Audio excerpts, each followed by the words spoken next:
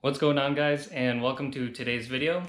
This video is a little bit different. I wasn't really car shopping, but I was kind of bored car browsing, if you will. There's a website called Coupe Buyer's Guide that I kind of look at now and then because I've been daydreaming about BMW Z3M coupes for like over 8 years.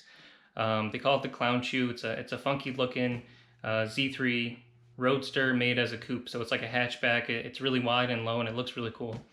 But over the years, the prices have just basically like gone up and up to where like they're basically unobtainium. So I didn't really think I'd be able to justify buying one anytime soon, especially the last model years with the 2001, 2002 with the S54 from the E46 M3. But I was looking and I found a really good deal on one that's a 99, so it's the S52 motor, which is not as desirable. And I think it's the highest mileage clown shoe potentially in the States, at least that I've seen. So it's at a price range that's attainable for me, which I didn't think was ever going to happen. And to be totally transparent, I've put a couple deposits down to get the 2023 Nissan Z. But that keeps getting delayed. I'm sure markups are going to be crazy. And this deal just kind of fell in my lap that I can't really resist. So I've been in contact with the current owner throughout basically this whole week. We did a couple video calls so I could check out the car more in detail. He showed me like everything that was wrong with it. He was super nice, super generous, gave me his time and pointed out all the little details, even like there's a little like privacy cover in the trunk, and like the material on it's kind of fraying, which is like not a big deal, but to that level of detail, which I really appreciate. The car's in Pennsylvania, so it's out of state. I'm in Illinois, so it's like a 12-hour, 800-mile drive back, which is kind of crazy because it's got 230,000 miles on it. But it looks super clean. The body works really nice. The paint there was he had the front and rear bumpers and the hood resprayed just because they had rock chips over the years. But the Carfax is clean. There's no accident history, and it looks like a really well maintained car that was just driven. It's a perfect driver's car, and it's within a price point that I can justify, which is something I didn't think would happen. So I've got I ordered last night. There's a tape to Bluetooth adapter, like a little tape deck. The car's main radio has a tape deck in it, and it has a 6 CD changer in the trunk, but the cartridge that holds the CDs is missing. So I bought this thing so I'll at least have some sort of music on the ride home that's not just the radio, because that'll be spotty, obviously, on the highway as I'm crossing states. I've got that. I've got a little suitcase carry-on bag, and then I'm going to be heading out to the airport in like 15 minutes. I have a friend that works at United Airlines, and so he got me a standby flight because right now, June 2022, flights are insanely expensive. On a one-way trip from Chicago O'Hare to the Pennsylvania airport is like over $400, which is crazy. So he got me on a standby flight that's $84. If the plane doesn't fill up, I'll be able to go on. I'm gonna be there by like 10 p.m. So I have a hotel that I'm gonna check into around 11 p.m. when I get there, spend the night, and then in the morning the owner's supposed to pick me up, and we're gonna check the car out, do the deal, and hopefully I'll be driving home in a clown shoe. So let's get going. I'm super excited.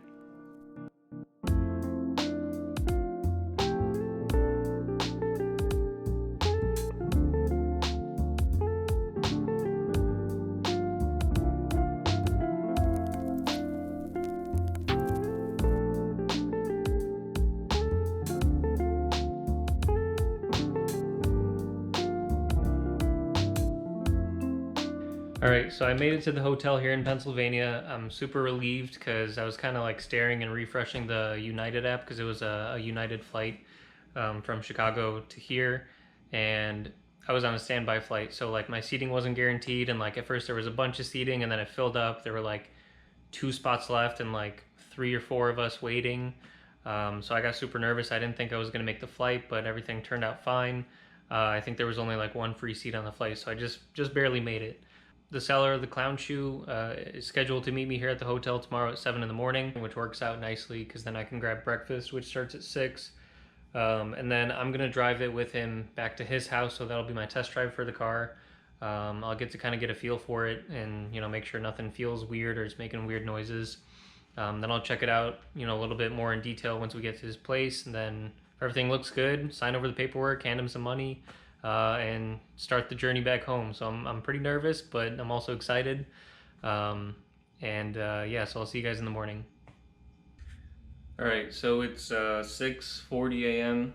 I just got up a little bit ago, got some food. Dave, the owner, is supposed to be here, like I said, around 7. I don't know if I'm going to really film when he gets here. I guess I'm kind of camera shy. I'm a little new to this, but I also want to be respectful, not, you know, stuff a camera in his face or whatever. I'll see if I can get some shots, but if anything, if everything goes well, the next clip you see, I'll probably be doing a walk around or driving the clownshoe back home. So let's see what happens. All right, guys, so in front of me, I have the car. I went through with the deal. There were a couple things I pointed out that weren't disclosed. Not on purpose, he just kind of missed them, and I'm pretty meticulous about the things I look at. I didn't film anything during that process, but we talked for a while. He's a really nice guy. And I think we were both happy with where we landed on the price. So without further ado, let me show you guys the clownshoe.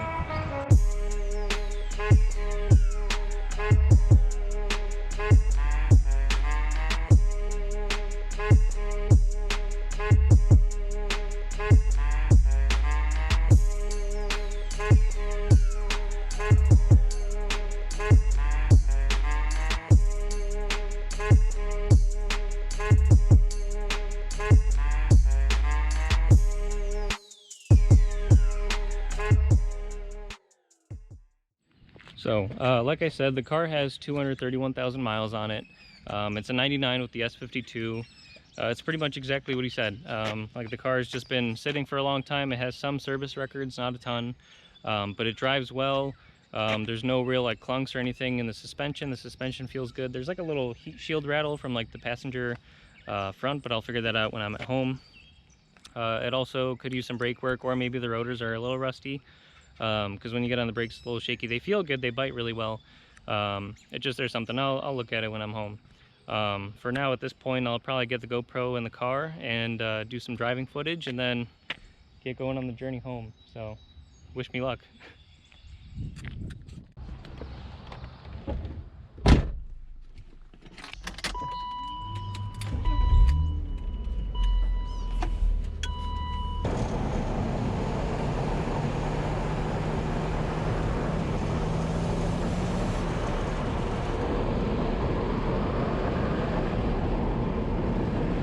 Feels so connected.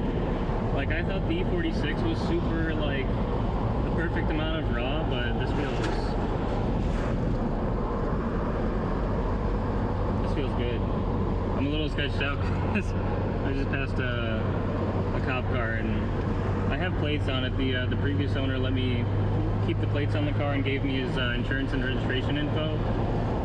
As long as I ship it back to him, which is no problem. I'll go to the post office, but so I'm not going to be raging on this thing. On top of that, it's high mileage and I got a long drive home, so. But it drives straight, shift really nice, the trans feels good, there's not a ton of play in the shifter. I think the diff bushings may be a little loose, which is, you know, obviously 230,000 miles. But they're not bad. I think they've been replaced at least once because they're not like totally loose, but sometimes when you shift fast, you can kind of feel a little bit of a thud. It's got a quick steering rack too.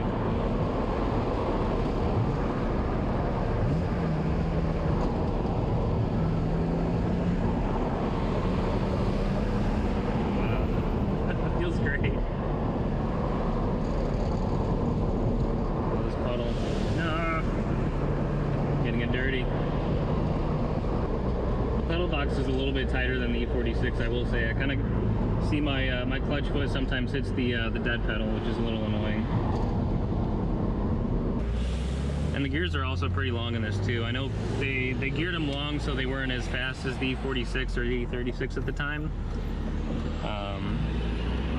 But very torquey for what it is.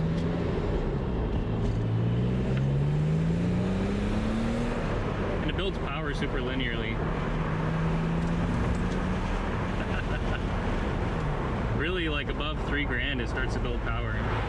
Feels good.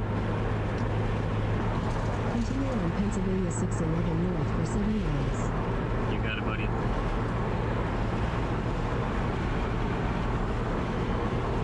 I like that there's oil temp and coolant temp, so I can at least keep an eye on those two, make sure they're looking good. It runs cool.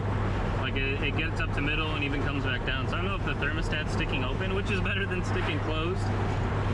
Same with the oil. I don't know if there's an oil cooler or oil cooler thermostat, because it's pretty much like it hasn't gone over 200 in any of the test drive or anything. So we'll see. This road's beautiful too. It runs along a riverside. I'm in a red fucking clownshoe. Look at the fender. This is so sick. Oh, I'm so excited.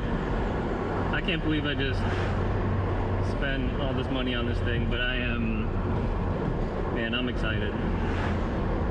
Throttle response is beautiful because it's drive-by throttle. It's or by cable, so it has a physical throttle cable, not a electronic.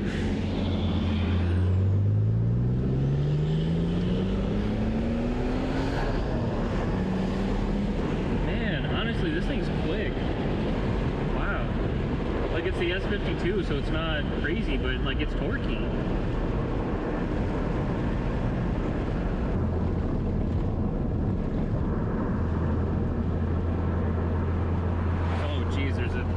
Deer in the road there. I wish the mirrors were like fender mounted or something, because they are kind of not great. But honestly, this car is styled beautifully, so I'm not even upset. And it's got the typical little seat bushing play, so I think I haven't looked into the issue, but I can feel like if I move, like scoot forward and back, there's a little bit of forward to back play in the seat, so I can probably get that fixed pretty easily. I don't know if it's like a washer or something you put in, but I'm sure there's a fix for it. Dude, this is beautiful. I can't believe I'm doing this right now.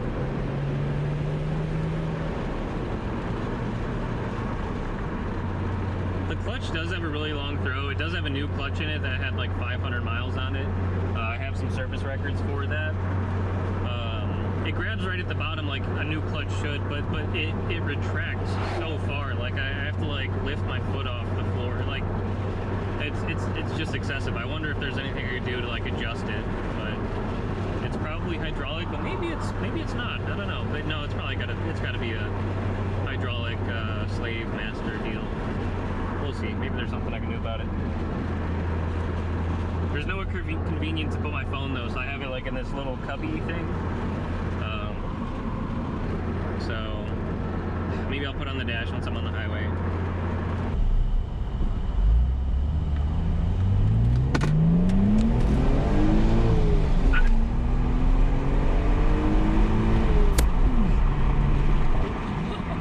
That was good.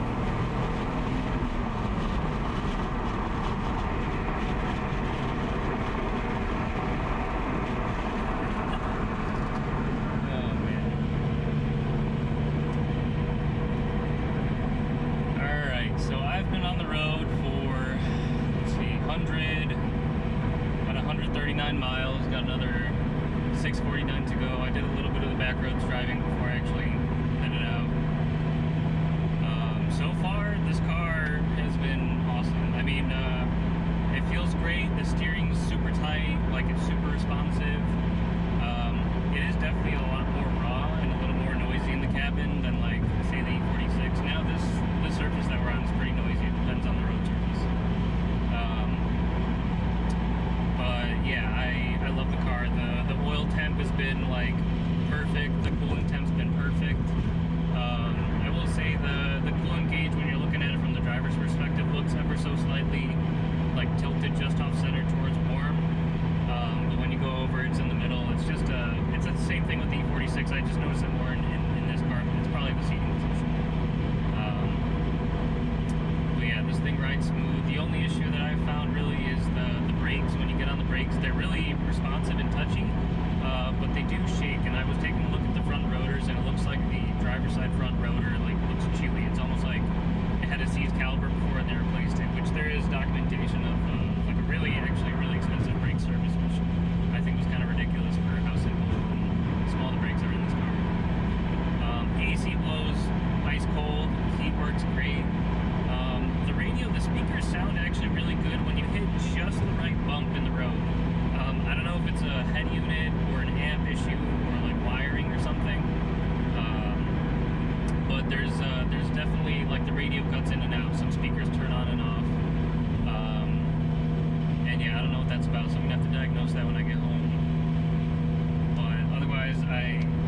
this car. There's not a whole lot of lumbar support, so my back's getting a little uncomfy, but I mean, that's just a body type kind of thing, I guess.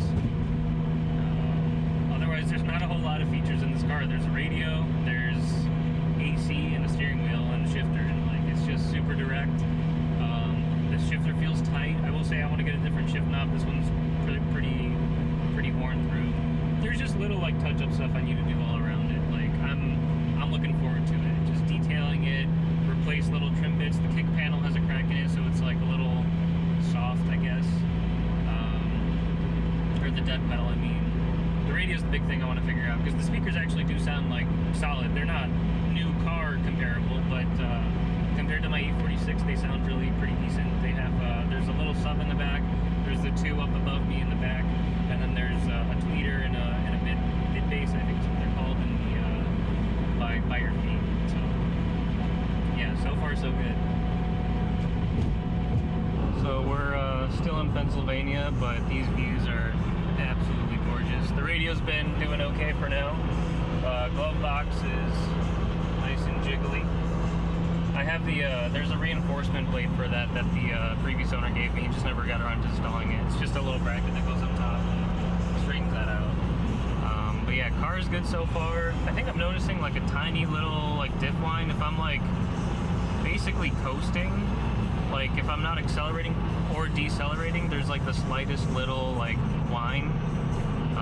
But I'm not really that concerned about it. I do plan on changing all the fluids in this car when I get it home. If that still continues, I'll figure it out. Worst case, like rebuild the diff, not a huge deal. It is a clutch type diff, so I'm assuming, I don't know if it's been rebuilt. I gotta read through the service records that I have. I haven't noticed, I haven't been able to test it to see if it still locks up well or not, but I guess we'll find out. So either way, so far so good. Another 589 miles left to go. Alright, so we hit some traffic. I did a little bit of a detour just to avoid most of it, but now we're back at the tail end of it. Passing through a little construction zone. And still another 7:48 to go. It feels like the time's not getting any shorter. Probably doesn't help that I'm peeing pretty often. But yeah, so far so good. Temps have been steady, nothing exciting. So good for me, bad for you guys. Not too entertaining, but still on the way. Alright, so we're 537 miles in, assuming it comes up on camera, but it's no longer sunny. I'm rolling into a bunch of clouds. I think it's going to be a rainstorm up ahead, which kind of sucks because it doesn't look like the wipers are in that great shape. I did fix the audio, so I found that when you pull back the little privacy cover over the trunk and like lift it up, someone cut in an access hole to where the amp is, which kind of sucks because I need to find a whole like big ass trim piece now, like the replacement part for that. But I literally just like pushed harder on the plug to the amp, and now the speakers work just fine. So the only thing is the speakers in the driver's door still don't work. So I'm probably gonna have to take this door card off and see like, hey, if there are speakers, if they're plugged in. I don't know what's up with that. So good news. In other news, there has been no news. Everything's been good. Oil temp is good. Voltage has been solid. Coolant temp's been good. No real complaints. The only complaints being that the brakes, the steering wheel shudder is pretty bad when you hit the brakes doing highway speeds. It needs rudders and pads. There is a little vibration, like in the just rolling. So I don't know if the tires have like little flat spots in them or what. It's not anything crazy, and it depends on the surface of the road. But maybe it's worth taking the wheels off and balancing them or something. Otherwise, I think I still have like another 4.5 hours, so I'm not going to be home till like almost 11 p.m. I keep stopping, and then, you know, someone calls me, so I hang out at the rest stop and just kind of take a break. But we'll get there, and we're at 232,251 miles. So this thing's been solid. No real complaints. All right, this is my third pit stop for gas, I think. Grabbed some beautiful 7-Eleven sandwiches, smoothie, Red Bull, another bottle of water. I think I have another 4 hours or just under 4 hours to go. I'm still in Ohio, and yeah, nothing new. I keep forgetting to check how many miles I have between Phillips because I want to see what this thing gets for miles per gallon. So this time I'm going to keep track of it, and we'll see. But yeah, just keep it on chugging along. It's basically a Tesla. It's got autopilot. You got a knee and cruise control. And welcome home to traffic. Love it. But we're damn close. No issues. The tires smoothed out. I think they had some flat spots in them and they were a little rumbly, but they smoothed out over the 800 miles we drove. Can't see anything because there's so much bug splatter on the windshield. Alright, so it's been about maybe like 3 or so weeks since I brought the car home. I'm editing the video and realized now that I didn't film an outro. But so the car made it home, no drama, which was again good for me, but not super entertaining maybe for you guys. Since then I've been daily driving it. I got it registered and got plates on it. I did like a oil change, air filter, and spark plugs on it just to address a couple little things while I'm daily driving it. But so yeah, for now my priorities are basically getting some maintenance done on the car, getting a little bit of body work, some PDR and paint work done, just to kind of get it to where I want it to be. And then the fun stuff, which is modification. So I want to do like KW coilovers and some sort of aftermarket wheels. I'm not sure just what yet exactly, but either way I'm super excited to start working on this thing and see what the future holds for it. So as always, take care, and I'll see you guys in the next video.